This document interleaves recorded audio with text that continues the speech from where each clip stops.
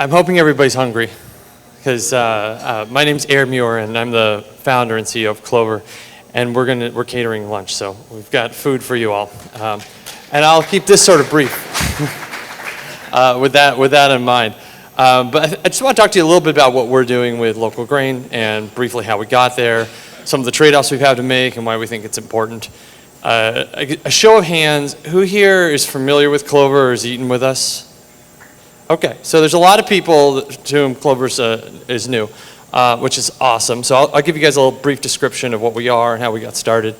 So that's me with my daughter, who's now 13, going to high school, which is crazy. But I started Clover in 2008, and we're a fast casual restaurant chain based in Boston. We have 13 restaurants right now. We started out with food trucks, and at one point we were the largest branded food truck operator in the country. We had a lot of food trucks. And my background, I was a MIT trained scientist. I used to run labs, and then I worked at McKinsey & Company. I worked at Patagonia for a little period in between. Nothing to do with food. And I didn't work in food when I was in high school. I'd never worked in food. I wasn't someone who grew up thinking I'd have a restaurant. But I read an article about food and the environment, and I'd always thought of myself as an environmentalist. And I started taking that more seriously and educating myself, and came to the realization, this is back in 2007, that if we're going to make serious progress against the forces that are changing the climate, we're really going to have to change the way we eat. So Clover was founded with this idea from day one of, if we think forward, knowing what we know about how what we eat affects the world around us, how can we reshape that? We know we can't keep eating the way we're eating right now. We can't think forward 20, 30 years and expect people are going to keep eating the way we're eating right now, and we're going to be living in the kind of world I want to live in, or I want my kids to live in. So that's the motivation for doing this. So I didn't think this would work. So Clover's menu has no meat on it, but the idea is, what if we serve customers who love to eat meat? And so that was the idea. If instead of making someone into a vegetarian, what if you can take a certain number of their meals and take meat out of those meals? And by doing that, we can have a lot of impact. But I wasn't sure this idea would work at all, and so I started with a food truck because it was inexpensive investment if it didn't work out. So that idea that's behind Clover in the first place, that we would rather take a small portion of all the meals rather than a large portion of a small number of the meals. I think that extends to the way we've approached grain. And I think it's a really powerful idea that, I know there are a lot of bakers and brewers here. I think on both sides of that, this is a really important idea. I think it's probably, if you do the math, you're all gonna have a lot more impact if you bring some local grain across your whole line or into something that you sell a lot of, rather than having a side project that's 100% local grain but is a small sideshow. And that's probably just how the math's going to work. And as we think about how to scale the Grainshed, I think we need to be thinking about along those same sort of lines. Scale is really how we're going to have impact. It's amazing to be here. We first learned about local grain before we even had a restaurant. So this was 2009. A show of hands, who's familiar with Pretty Things? Okay, so they don't brew anymore. Dan and Martha have gone to England, but there was a brewery called Pretty Things, which was amazing and a really, really special thing for us. It was around in Boston, Cambridge. And Dan and Martha were customers of our food truck, and they heard I was opening a restaurant, and they grabbed me one day and they said, hey, you should be serving beer in your restaurant. I said, well, what does beer have to do with our mission? We're trying to get people to eat more vegetables. I don't understand how that fits in at all. And they said, this is like, they said, we use these inputs, and they said, there's this person, Andrea, she's trying to start a maltery. It's going to be really, really cool. Why don't you go visit her? So I'm from Western Mass, so it was pretty easy for me to make a trip out there, and things weren't all the way up and running, but I got a little tour, and it was pretty inspiring. And so a year or so later, when we opened our first restaurant, we had a beer license, and we were serving the very first beers that were made in Massachusetts with Massachusetts grown grain, probably in 60, 70 years. It's a really amazing thing. And since then, we've moved into, this is an example of one of our sandwiches, the bread that we make, all of the bread that we make ourselves. It's a pita bread.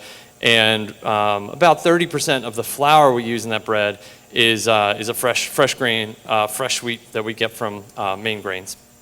And so that's really where the volumes of wheat are for us right now. We're probably baking somewhere between 4,000 and 6,000 pieces of pita a night.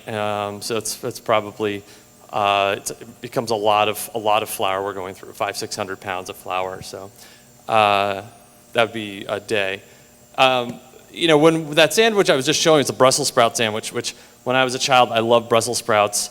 I made that sandwich because people always said bad things about Brussels sprouts, so I had this horrible feeling from when I was a kid, and I just always loved them. So I wanted to make a sandwich that would like convert people. So that was about 8 years ago we first introduced that sandwich, and it's since then been, each year when it comes on the menu, it's either our #1 or #2 seller of the whole year. It's a very, very popular sandwich, and we only serve it when the Brussels sprouts are in season, which is sort of how our menu is built. So I love this, and this is a lot of what we think of as eating plants and eating vegetables. But for the American diet, this is the most popular plant by a giant margin. And yeah, I don't want to spend too much time on it, but if you think about it, Brussels sprouts, if you look at the entire consumption across our country, it's about 98 calories per person per year. Okay, that's Brussels sprouts. I'm in the Brussels sprout corner. I'd like that number to go up. But 98 calories per person per year. If you look at wheat consumption, 700 calories per person per day. It's massive. I mean, it's just absolutely massive. And so where these calories come from, the nutrients that come along with them, and the impact they have on the earth and is really, really important. That's why we're all here. All other vegetables combined is less than 300 calories per person per day. So if we're in the business of getting people to eat more plants and eat more vegetables, we have to be paying attention to wheat. This is our pita bread, a little cross section of it. So as I said, we don't use 100% fresh milled whole grain. The reason for that, we couldn't really get the texture that we want if we did, so there's like a practical reason. And so what we do is we do like 30% of the Maine wheat combined with a meat we get from Milanese, which is a Canadian mill. And that's a high gluten bread flour that we use.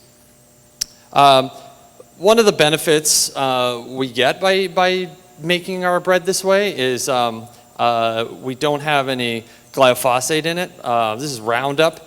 And this is something that's, I think, just totally shocking. And John was talking a little bit earlier about how much there is that the general public doesn't know about wheat in particular, and I would say food in general.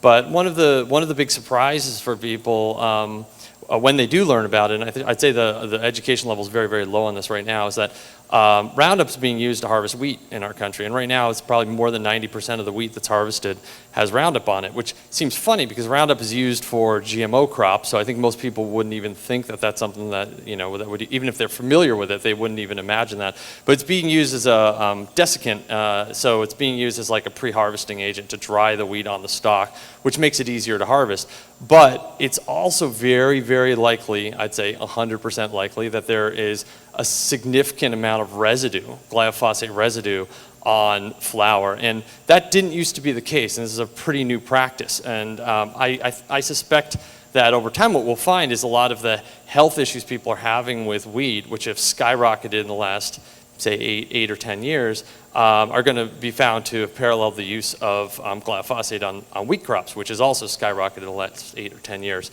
So using the organic flour that we do and using the flour from Maine that we do, we get away from this. So none of the bread that we serve has any glyphosate in it, which means it's you know, like I said, I don't think the science is all the way proven here, and this is going to be a bit of a battle because every time you're trying to prove an inconvenient fact for a giant industry, it's really, really hard to get the literature to publish. But I think what we're going to find over time is that this is a big deal. And so in the meantime, it's something we can do something about it in our own company.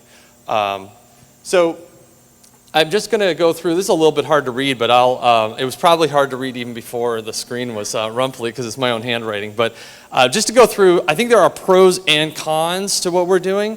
And I'm just going to be really open with you guys about those. The pros, I'd say the biggest pro from my point of view, from building sales and building our company, is that it's more flavorful.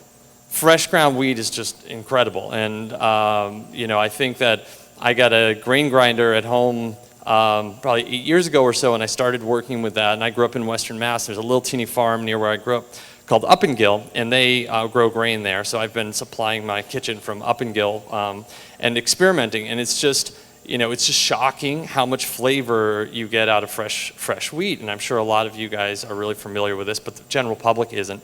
And once you start getting used to that, and you go back to heavily processed white flour, you're missing all that flavor. So I think that it really is hard to go back. It's absolutely delicious, and our pita bread has a lot more flavor than it would otherwise. It's also got better nutritional qualities, and it's more satiating, which are all helpful to us. I don't know if customers really give us credit for the nutritional qualities at this point, but I do think it is more satiating, which is really great for us. There's a bunch of other really positive things that happen, but these are externalities that we don't really get to capture the benefit of. That I don't think it means they're unimportant, but better soil, better CO2 capture, no Roundup, I talked about that a little bit, and other pesticides. Money goes back to regional economy, something we care a lot about. I grew up in a part of the country where the number of farms was just declining through my childhood, and I knew a lot of farms shutting down. It's really sad, and I'd like to see us go the other direction. So being able to do something with our company that helps us in that direction, I think is really great. But I summarize this as like, blue is the name of my son, but this basically means there's like fields my son can run in. Like we should have, I think we should be making some hard choices and bold choices that help us make the kind of future we want. And sometimes we get an economic benefit from that. I do think the flavor helps us. And other things we don't really get a direct economic benefit. I don't think it means we shouldn't try to do those things. And I know a lot of people in this room think the same way. And if we can spread that, I think it'd be great for us. Negatives, more money. So we do spend more money on that flour than we would otherwise. We also spend more money on the organic wheat from Canada, from Milanese, than we would if we bought conventional wheat. So we're spending more money all across. We had to do some specific recipe development. In particular, I think a lot of bakers who start to work with fresh ground wheat will find you need to change your hydration levels. You might need to change your fermentation processes to get to a really good product. We have an extra item to stock, I think, and if we just had, especially I think for other bakeries, this is something else you're going to have to bring in and manage. Shelf life, we find for our pita bread, we would have a little longer shelf life if we used white flour. That said, we don't use any preservatives in it, so there's probably a lot of ways we could extend the shelf life outside of the wheat. We had to start baking ourselves, which this would only be a problem for restaurants. Bakers, you're already baking yourself, but we had to buy this expensive oven and then battle with the state of Massachusetts for like 18 months to get it up and running. But that was actually a big cost for us. So this is just sort of a quick summary for you guys of like, what were the pros, what were the cons of this? If there are any bakers here that would love to talk, I'd love to answer any questions you might have if we can be helpful in any way. I would love to see as many of the bakeries that are in New England bring wheat into some of their, not just side projects, but into some of their mainline products. I think it would be really great, even if it's at smaller percentages right now. But I think that would be a great step forward. I think I'm the last one, so we can go eat now? Yeah? All right. So thank you, everybody.